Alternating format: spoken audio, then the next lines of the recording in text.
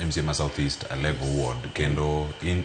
wach ni jok manie kuku mar telo mar loch gwenge enya kama gintie ma devolution ni devolution tiende ni kama intiere kacha japiny nyalo yudo services e yo makare moko rango bureaucracy mang'eny kata lai moro maboro ahinya mondo mine yud service mar sirkal kama gintiere nyaka sani molosene thuolo mar higa achiel kata higni 3 ma jatend piny Kenya William Ruto osebedo e apisi kauno koloso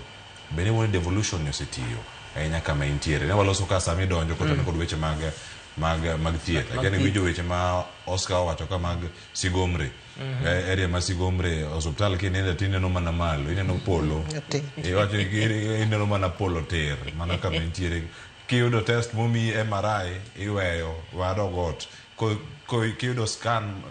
test owuok ni in gi cancer idok mana ot kama ntiere devolution bendo setiyo ne japiny kama ntie kawuono ka japiny ni dhi winjo jatend piny Kenya na kama awinjo Oscar Kalusu awinjo Lois be Kalusu kaka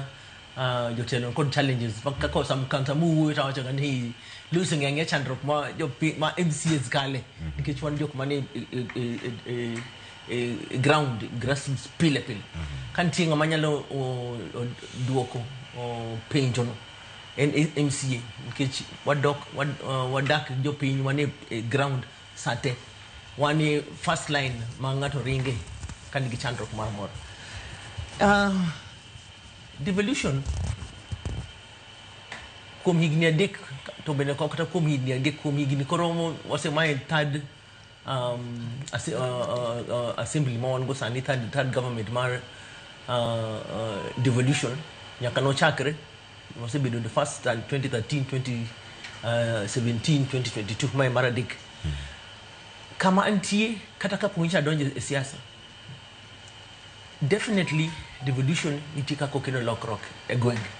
mano okonya dag gimonyalo challenge and the extent mar lokrok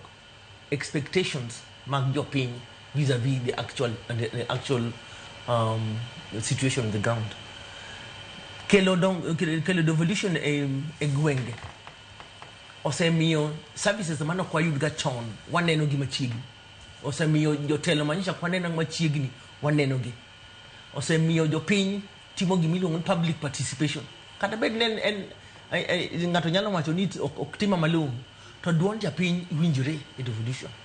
enan koro japiny dwaro mang'eny dwaro ma japiny ng'eny walo kaka wanyalo respond walo kaka nyalo miyo gi but devolution to tiyo devolution ber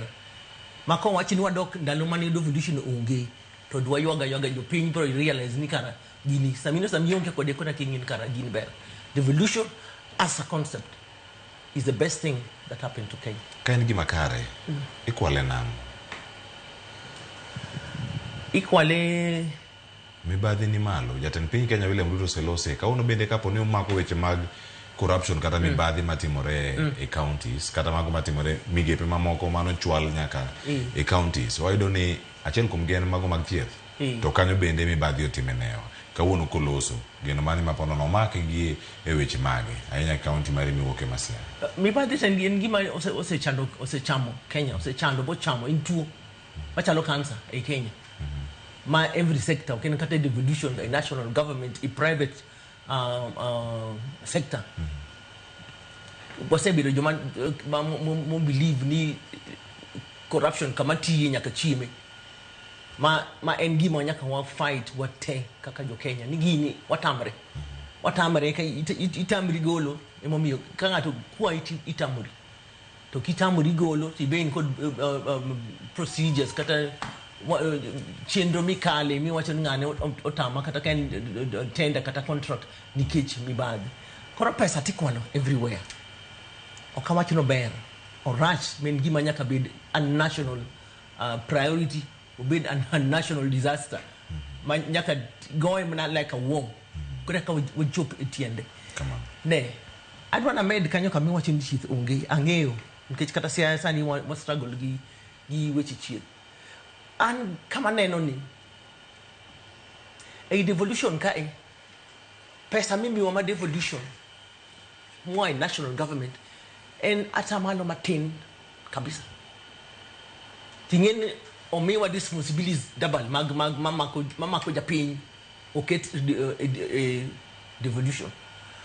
to pesa kaluwo chenrogo pesa mang'eny devolution dong e national government mane kama an at least kama antie anyalo wacho ni onge kaka inyalo miya siling 15 kuom mia tidwa na titije duto monego bed ni tiyo to in tidong siling 80 kata 85 to okwa penji kuma 85 odhiye waringo ga kwadwaro 15%, wadwaro ga siling 15 ni mwadwaro ga kuma nti, then we lose focus. Kama onego waluwo ga na ang'o me yien onge subtal medical services, health services are very expensive, very expensive. Moloyo kama ne rural areas, in fact one more affected nikech yuto maji tin. Counties also temo, like for example the ward Maramanti and called dispensaries apart. I have 11 sub-locations. Out of the 11 sub-locations in my ward, and called dispensaries, the level 1 apart. Gingi yen kata yedenti. Gingi staff, gingi yen sama yen initi, koro pare sama yen room. What happens? But facilities are there. The staffing,